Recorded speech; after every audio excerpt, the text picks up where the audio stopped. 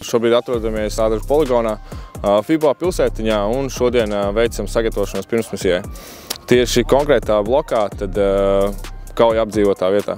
Šis pirmsmisijas posms mums ir sadalīts vairākos mazos posmos, lai kvalitīvi spētu veikt šo apmācību, un secīgi iesim cauri vēl dažādām šaušanas kvalifikācijām, granātas mešanas kvalifikācijām, FOMD, darbībām ar VIP personām, eskortam un līdzīgiem šādiem blokiem. Protams, pieskarsimies arī un aktīvi strādāsim pie pūļu kontrolas. Karavīrs ir individuāls, bet šis kopējais mikroklimats ir ļoti labs. Karavīri ir augsti motivēti, gaida šo misiju ar nepacietību. Atdeve uz šiem uzdevumiem un mācību laikā ir diezgan augsta. Līdz šim ar starptautiskajām operācijām pieredzes man nav bijušas.